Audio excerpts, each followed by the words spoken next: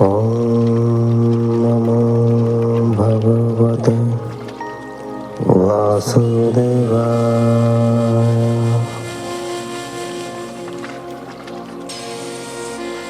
ॐ नमो भगवते वासुदेवाय।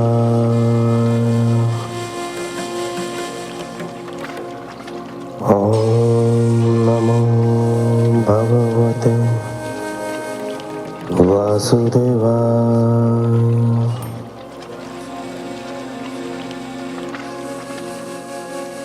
आप सुन रहे हैं हिंदू रिचुअल्स, हिंदू रीति रिवाज द्वारा प्रसारित श्रीमद् भागवत महापुराण।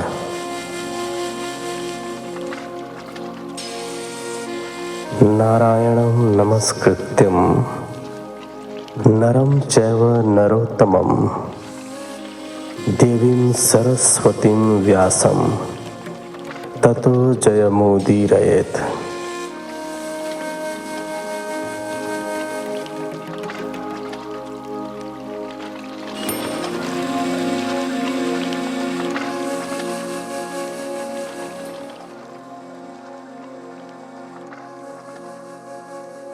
एकादश स्कंध के इस एपिसोड में आप सुनेंगे 26वें अध्याय से लेकर 28वें अध्याय तक। तो चलिए कथा प्रारंभ करते हैं 26वें अध्याय से। 26वां अध्याय। राजा पुरूरवा का वैराग्य भाव। भगवान श्री कृष्ण ने कहा, उद्धव जी, मनुष्य का यह शरीर मेरी प्राप्ति का मुख्य साधन है। इसे पाकर जो सच्चे मन से मेरी भक्ति करता है, उसे अपने अंतःकरण में स्थित मुझ आनंद स्वरूप परमात्मा की प्राप्ति हो जाती है। जीव अपनी ज्ञान निष्ठा के सहारे ही त्रिगुणमयी योनियों से मुक्त हो जाता है। ये गुण त्रय वास्तविक नहीं है, ये सभी प्रकृति की माया है। ज्ञान होने पर मनुष्य इन गुणों के मध्य रहकर भी इनसे बंधता नहीं है। उद्धव जी, मैं आपको एक प्राचीन प्रसंग सुनाता हूं। परम यशस्वी सम्राट इला पुत्र पुरूरवा उर्वशी अप्सरा के प्रेम में पड़कर मतवाला हो गया था। वह भोग को ही सब कुछ समझता था, परंतु जब एक दिन उर्वशी उसे छोड़कर चली गई तो वह उसके वियोग विरह में बेसुध हो गया। बाद में शोक हट जाने पर जब उसे वैराग्य हो गया, तब उसने ऐसा कहा, हाय हाय, मेरी मूढ़मता तो देखो। काम वासना ने मेरे चित्त को कलुषित कर दिया।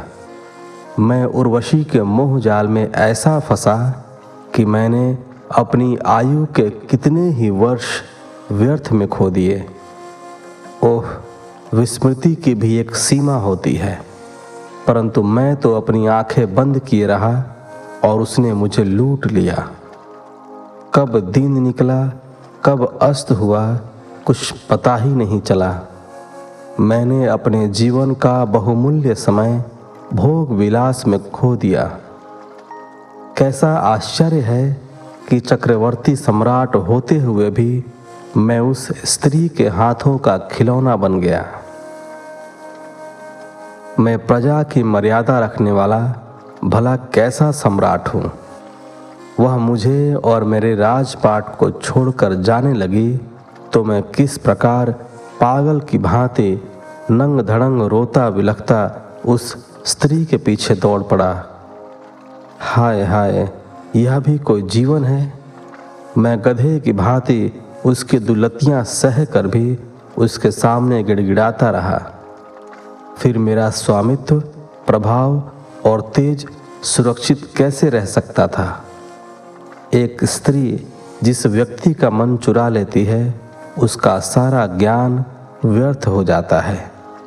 उसे कदापि तपस्या, त्याग और शास्त्राभ्यास से कभी कोई लाभ नहीं मिल पाता। वैसे तो मैं अपने आप को बड़ा पंडित और विद्वान मानता हूँ, परंतु धिक्कार है मेरी मूर्खता पर।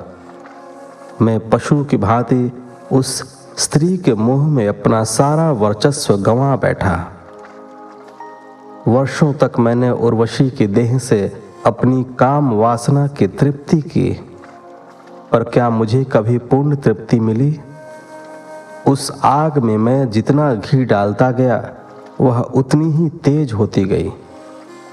मेरी अतृप्ति ज्यों की त्यों बनी रही। उस उल्टा ने मेरा चित्त चुरा कर मुझे रसातल में धकेल दिया। अब ऐसा कौन है जो मुझे इस मोह से मुक्ति देगा? जीवन मुक्तों के स्वामी भगवान ही अब मेरा उद्धार कर सकते हैं। उर्वशी, तूने तो मुझे कई बार समझाया भी था कि जिस सुख के पीछे मैं भाग रहा हूं, वह सुख वास्तविक नहीं है, परंतु मेरी बुद्धि तो ऐसी भ्रष्ट हो गई थी कि मैं इंद्रियों के मोह से निकल ही नहीं सका। इसमें तुम्हारा कोई दोष नहीं है उर्वशी, मैं ही इंद्रिय मोह में अंधा हो गया था। अपराधी तो मैं हूँ। मैं ही दुर्गंध से भरे इस शरीर को ही सब कुछ समझता रहा, इसे ही सुंदर और सुख का आधार मानता रहा। यह शरीर किसका है, मैं नहीं पहचान सका। समय के साथ यह तो नष्ट हो जाने वाला है। सभी सगे संबंधी मरने के उपरांत इसे दुत्कार कर अग्नि में फेंकने वाले हैं। मल मूत्र से भरे इस शरीर की अपवित्रता की ओर मेरा ध्यान क्यों नहीं गया? इसकी सुंदरता पर न जाने कितने रिश्ते हैं, पर इसके सड़े गले स्वरूप की कोई कल्पना नहीं करता। यह शरीर तो त्वचा, मांस, रुधिर, मेदा, मज्जा, हड्डियों का ढेर और मल मूत्र से भरा हुआ है। यदि मनुष्य इसमें रमता है तो उसमें और कीड़ों में अंतर ही क्या है? विषय और इंद्रियों के सहयोग से विकार ही तो उत्पन्न होता है। इसलिए विवेकी पुरुष को इसका मोह कदापि नहीं करना चाहिए। उद्धव जी, पुरुरवा के मन में जब इस तरह के भाव उठने लगे तो वह गहरे आत्म पश्चाताप से भर उठा। तब उसने उर्वशी का परित्याग कर दिया। ज्ञानोदय होने के कारण उसका मोह जाता रहा और उसने अपने हृदय में ही आत्म साक्षात्कार करके मेरा ध्यान किया और शांत भाव से मुझ में स्थित हो गया। इसलिए बुद्धिमान पुरुष को चाहिए कि पुरुरवा की भांति कुसंगति छोड़कर सत्पुरुषों की संगति करे और शरीर मोह का परित्याग कर दे। संत पुरुषों का हृदय सदैव मुझ में लगा रहता है। उनके हृदय में शांति का समुद्र लहराता रहता है। वे सभी जीवों में सदैव मेरे ही दर्शन करते रहते हैं। उनमें अहंकार का लेश भी नहीं होता। उद्धव जी, संतों के सौभाग्य की महिमा कौन कहे? उनके पास सदा सर्वदा मेरी लीला कथाएं हुआ करती हैं। मेरी कथाएं मनुष्यों के लिए परम हितकर है।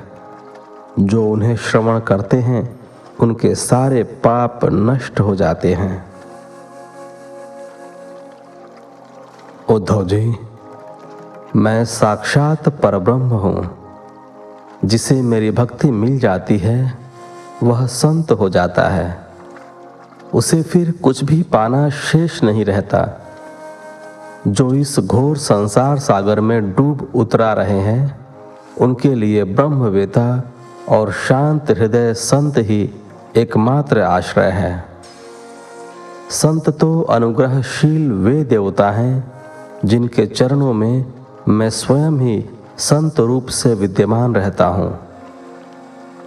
प्रिय उद्धव, आत्म साक्षात्कार होते ही पुरुरवा का मोह समाप्त हो गया और वह आत्माराम होकर पृथ्वी पर स्वच्छंद रूप से विचरने लगा।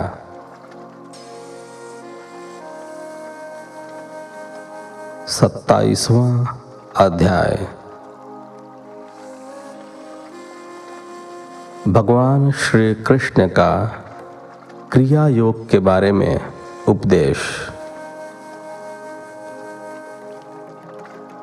उद्धव जी ने कहा, हे भक्त वत्सल श्री कृष्ण, बड़े बड़े ऋषि मुनि यह बात बार बार कहते हैं कि क्रिया योग के द्वारा आपकी आराधना करने से मनुष्यों का कल्याण होता है। यह क्रिया योग क्या है? क्या स्त्री और शूद्र भी इसे कर सकते हैं? कृपया कर्म बंधनों से मुक्त करने वाली इस विधि को मुझे बताइए। भगवान श्री कृष्ण ने कहा, उद्धव जी, कर्मकांड इतना विशाल है कि इसकी कोई सीमा नहीं है। फिर भी संक्षेप में मैं इसका वर्णन करता हूँ। मेरी पूजा की 3 विधियां हैं, वैदिक, तांत्रिक और मिश्रित। इन तीनों में से भक्त को जो अपने अनुकूल लगे उसी विधि से मेरी पूजा करे। सर्वप्रथम दैनंदिन कार्यों से निपटकर और स्नान आदि से शरीर को शुद्ध करके नित्य वैदिक और तांत्रिक रीति से मंत्रों का जाप करके मेरी पूजा करे। इस पूजा में यह भाव बराबर बने रहना चाहिए कि तुम्हें अपने कर्मों से मुक्ति पानी है। मेरी पूजा के लिए किसी मूर्ति में, वह चाहे धातु की हो, पत्थर की हो, लकड़ी या मिट्टी की हो, पूरा ध्यान समर्पित करना चाहिए। मिट्टी और लकड़ी की मूर्ति को छोड़कर अन्य मूर्तियों को प्रतिदिन स्नान कराना चाहिए और उसके वस्त्र आदि बदलने चाहिए। जब कोई भक्त हार्दिक श्रद्धा से और निष्काम भाव से मेरी पूजा करता है, तब मैं उसे प्रेम से स्वीकार करता हूँ।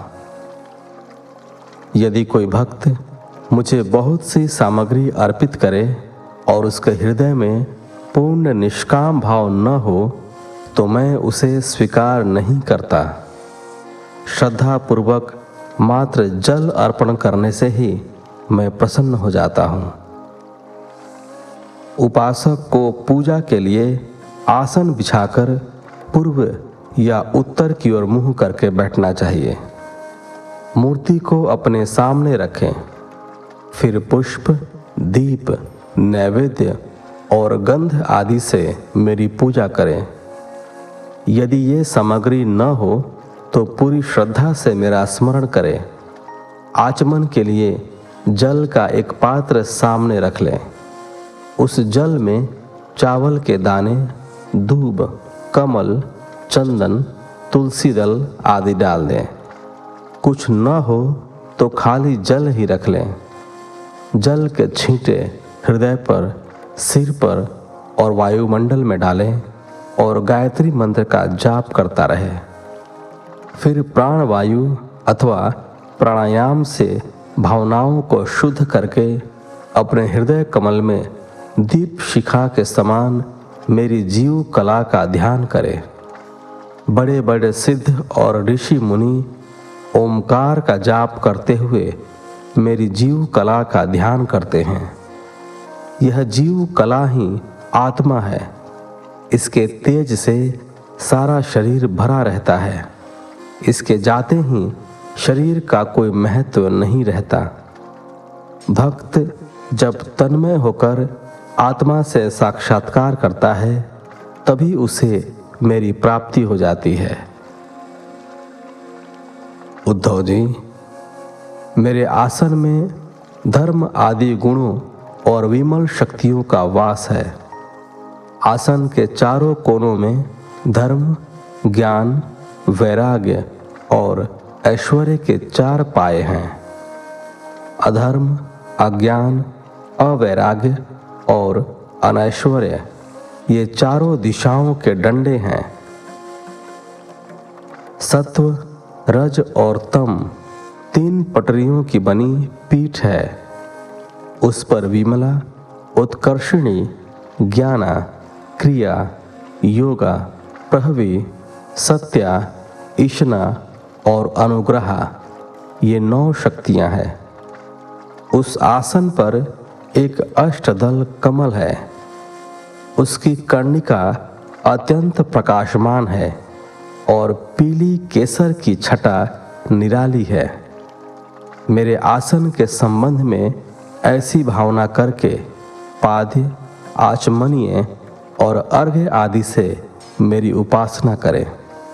उसके बाद वैदिक और तांत्रिक मंत्रों से मेरी पूजा करें।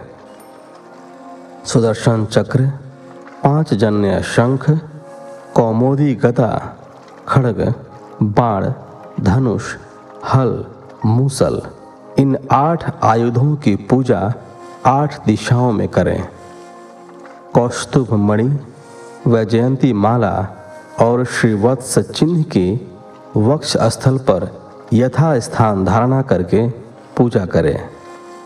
नंद, सुनंद, प्रचंड, चंड, महाबल, बल, कुमुद और कुमुदेक्षण नामक इन 8 पार्षदों की 8 दिशाओं में गरुण के सामने, दुर्गा, गणेश, व्यास और विश्वक्सेन की चारों कोनों में स्थापना करके पूजा करें। बाईं ओर गुरु की और यथाक्रम पूर्व दिशाओं में इंद्रादि 8 लोकपालों की स्थापना करके जल को छिड़क कर अर्घ्य दान आदि क्रम से उनकी पूजा करनी चाहिए। प्रिय उद्धव, यदि सामर्थ्य हो तो प्रतिदिन चंदन, खस, कपूर, केसर, अर्गजा आदि सुगंधित वस्तुओं द्वारा सुवासित जल से मुझे स्नान कराएं और मेरा ध्यान करता रहे। फिर वस्त्र, यज्ञोपवीत, आभूषण, पत्र, माला, गंध, चंदन आदि से प्रेम पूर्वक मेरा श्रृंगार करे। फिर उपासक श्रद्धा के साथ मुझे पाद्य, आचमन, चंदन, पुष्प, अक्षत, धूप, दीप आदि सामग्रियां समर्पित करे। यदि हो सके तो गुड़, खीर, घृत, पूड़ी, पूवे, लड्डू, हलवा, दही और दाल आदि विविध व्यंजनों का भोग लगाए। फिर मेरी लीलाओं का भाव विभोर होकर भजन गाए। हवन आदि से भी मेरी पूजा की जा सकती है और यदि कुछ भी न हो तो हृदय में पूर्ण श्रद्धा से मेरा ध्यान करते हुए पूजा करें। उद्धव, मैं तो भक्तों का दास हूँ। मेरी पूजा के लिए किसी क्रिया योग की आवश्यकता नहीं है। भक्ति योग के सम्मुख समस्त विधि विधान व्यर्थ है। भक्त को सदैव मेरी मूर्ति को अपने हृदय में स्थापित करना चाहिए। मेरी मूर्ति तपाए हुए सोने के समान दमकती रहती है। मेरे रोम रोम से शांति की वर्षा होती रहती है। मेरी लंबी और विशाल 4 भुजाएं शोभायमान हैं। उनमें शंख, चक्र, गदा पद्म में विराजमान है। कमल के केसर के समान पीतांबर मेरे शरीर पर फहराता रहता है। सिर पर मोर मुकुट, कलाइयों में कंगन, कमर में करधनी और बाहों में बाजूबंद झिलमिलाते रहते हैं। वक्षस्थल स्थल पर श्रीवत्स का चिन्ह है। गले में कौस्तुभ मणि शोभायमान है। घुटनों तक वनमाला लटकती रहती है। हवन करते समय यज्ञ की अग्नि में मेरे इस रूप का ध्यान करते हुए पूजा करनी चाहिए। पूजा के समय ओम नमो नारायणाय का जाप करते हुए घृत लगी सामग्री और समीधा अग्नि में डालनी चाहिए। उद्धव जी, जो भक्त बिना किसी ताम झाम के श्रद्धा पूर्वक मेरी लीलाओं का श्रवण कीर्तन करता है और प्रेमोन्मत्त होकर नाचने लगता है, मुझ में पूरी तरह तन्मय हो जाता है, उसे मेरा स्वरूप सहज ही प्राप्त हो जाता है। प्राचीन ऋषियों ने मेरी पूजा इस प्रकार की है। भगवान, आप मुझ पर प्रसन्न हो, मुझे अपनी कृपा से स्नान कराएं। मैं तो इस संसार सागर में डूब रहा हूँ, मृत्यु मेरा पीछा कर रही है। मैं भयभीत होकर आपकी शरण में आया हूँ।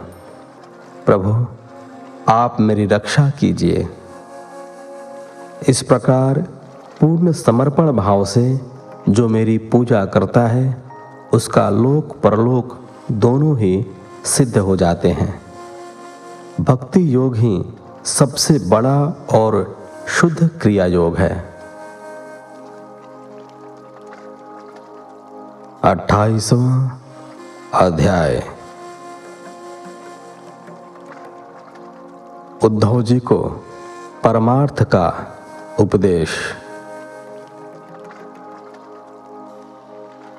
भगवान श्री कृष्ण ने कहा, उद्धव जी, व्यवहार में पुरुष और प्रकृति एक ही हैं, किंतु दृष्टा और दृश्य के भेद से ये दो जान पड़ते हैं। परमार्थ की दृष्टि से इन दोनों का स्वरूप एक ही है। इन दोनों में सदैव अद्वैत दृष्टि ही रखनी चाहिए। अतः कर्मों की न तो स्तुति करनी चाहिए न निंदा। सभी इंद्रियां राजस अहंकार के कार्य हैं। जब वे निद्रित हो जाती हैं, तब शरीर का अहंकारी जीव भी चेतना शून्य हो जाता है। शेष मन भी जब लीन हो जाता है, तो जीव मृत्यु के समान प्रगाढ़ निद्रा में चला जाता है। इसी प्रकार जागृत अवस्था में जीव अपने आत्म स्वरूप को भूलकर नाना वस्तुओं के दर्शन करने लगता है। तब वह स्वप्न जीवी होकर झूठे दृश्यों का ही अवलोकन करता है। जब द्वैत नाम की कोई वस्तु ही नहीं है, तब उसमें वह अच्छा है और वह बुरा, इसका प्रश्न ही कहाँ उठता है। विश्व की समस्त वस्तुएं वाणी से कही जा सकती है अथवा मन से सोची जा सकती है। इसलिए दृश्य एवं अनित्य होने के कारण उनके असत्य होने में कोई संदेह नहीं रह जाता। शरीर आदि सभी वस्तुएं नाशवान है, असत्य है। ये केवल अज्ञानियों को ही भयभीत करती है, ज्ञानियों को नहीं, क्योंकि ज्ञानी तो जानते ही हैं कि जो कुछ भी प्रत्यक्ष या परोक्ष वस्तु है, वह आत्मा ही है, वह सर्वशक्तिमान है। यह सत्व, रज और तम गुणों के कारण ही दृश्य दृष्टा का विभाजन माया का खेल है। यह जगत उत्पत्ति और विनाशशील होने के कारण अनित्य और असत्य है। उद्धव जी ने पूछा, भगवान, आत्मा दृष्टा है और यह शरीर दृश्य है। आत्मा स्वयं प्रकाश है और शरीर जड़ है। ऐसी स्थिति में जन्म मृत्यु रूपी संसार न तो शरीर हो सकता है और न आत्मा, परंतु इसका होना प्रतीत तो होता ही है। फिर यह प्रतीति किसे होती है? आत्मा तो स्वयं प्रकाश और अविनाशी है और शरीर जड़ है। फिर यह जन्म मृत्यु संसार है कैसे? भगवान श्री कृष्ण ने कहा,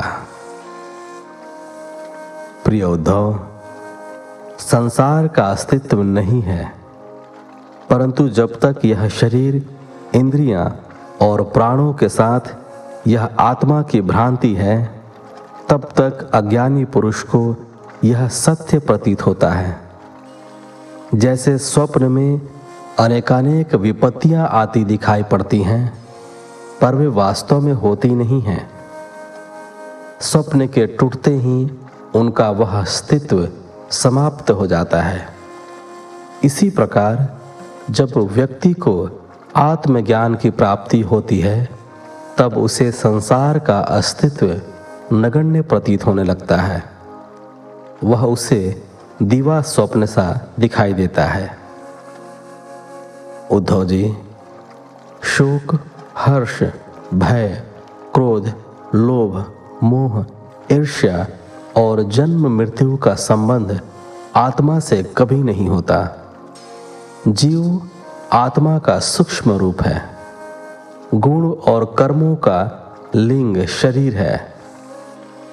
काल रूप परमेश्वर के अधीन होकर जन्म मृत्यु रूपी संसार में वही इधर उधर भटकता रहता है। आत्मा और अनात्मा के इस भेद को समझ लेना ही ज्ञान है। ज्ञान होते ही द्वैत का भाव नष्ट हो जाता है। सबका सार यही है कि इस संसार में जो आदि में था और जो अंत में रहेगा, जो इस जगत का मूल कारण है, वही परमात्मा मध्य में है। इसके अतिरिक्त कुछ नहीं है। उद्धव जी, सोने के बहुत से आभूषण बनते हैं। जब वे नहीं बने थे तब भी सोना था, और जब वे नहीं रहेंगे तब भी सोना बचेगा। इसलिए परमात्मा ही है जो अनेक रूपों में अपने को अभिव्यक्त करता रहता है और फिर उन्हें नष्ट करके पहले जैसा हो जाता है। तीनों ही स्थिति में आदि, मध्य और अंत में एक वही शेष रहता है, वह मैं हूं। मन की तीन अवस्थाएं हैं, जागृत, स्वप्न और सुषुप्ति। इन अवस्थाओं के कारण ही तीन गुण, सात्विक, राजसिक और तामसिक बनते हैं। और जगत के भी तीन ही भेद, अध्यात्म अर्थात इंद्रियां, अधिभूत अर्थात पृथ्वी और आदिदेव अर्थात कर्ता बनते हैं। ये तीनों त्रिविधाएं जिसकी सत्ता में रहती हैं, वह चौथा तत्व ब्रह्म तत्व है, जो सत्य है। शेष सब कुछ असत्य है। इसी ब्रह्म तत्व की परमार्थ सत्ता है। यह मेरा दृढ़ निश्चय है। यह जो विकारमयी राजसी सृष्टि है, यह न होने पर भी दिखाई देती है। यह स्वयं प्रकाश परब्रह्म की ही माया है। इसलिए इंद्रिय, विषय, मन और पंचभूत आदि जितने भी नाम रूप हैं, उनके रूप में एकमात्र ब्रह्म ही प्रतीत होता है। इसके अतिरिक्त जो है वह जड़ है। उद्धव जी, जिन्हें मेरे स्वरूप का अच्छी प्रकार से ज्ञान हो गया है, उनकी वृत्तियां मुझ में समाहित हो या न हो, मुझ पर उनका कोई प्रभाव नहीं पड़ता। जैसे आकाश में छाए बादलों का प्रभाव सूर्य पर कुछ नहीं पड़ता। वे अपनी सघनता से सूर्य को कुछ देर के लिए ढक भले ही लें, पर सूर्य का उनके द्वारा कुछ बनता बिगड़ता नहीं। ऐसे ही मनुष्य अपनी विषय वासनाओं की सघनता और पापों की कालिक से मुझे ढककर यह सोचने लगे कि मैं नष्ट हो गया, तो यह उसकी मूर्खता ही है। इसी प्रकार मुझ आकाश रूप परमात्मा में सूर्य, चंद्र, नक्षत्र, असंख्य तारागण, हवा, पानी, आग, धूल, धुआं, सर्दी, गर्मी आदि मंडराते रहते हैं। असंख्य विस्फोट होते हैं, पर आकाश का क्या बिगड़ता है। आकाश तो उसी भांति शुद्ध और तटस्थ रहता है। उद्धव जी, भली भांति चिकित्सा करने पर भी रोग का समूल नाश नहीं हो पाता। बार बार उभर कर वह मनुष्य को सताता रहता है। मन की वासनाएं और विविध कर्मों के संस्कार भी इसी भांति मनुष्य को घेरे रखते हैं। यहाँ तक कि यदा कदा ये योगियों तक को भ्रष्ट कर देते हैं। जीव जन्म से लेकर मृत्यु तक कर्मों में लगा रहता है और हर्ष विषाद आदि विकारों को प्राप्त होता रहता है, परंतु जो तत्व का साक्षात्कार कर लेता है वह प्रकृति में स्थित रहने पर भी हर्ष विषाद के विकारों से युक्त नहीं होता। जो अपने आत्म स्वरूप में पूरी तरह स्थित हो जाता है उसे अपने शरीर का भी ध्यान नहीं रहता, क्योंकि उसकी वृत्ति ब्रह्माकार हो जाती है।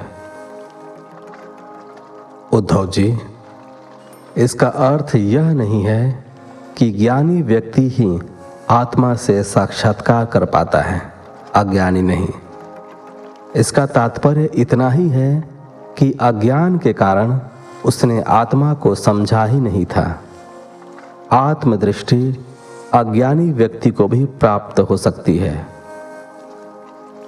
जब भक्त परमात्मा में अर्थात मुझ में अपने सभी अच्छे बुरे कर्मों को समर्पित कर देता है, तब मैं स्वयं उसे आत्मज्ञान कराता हूँ।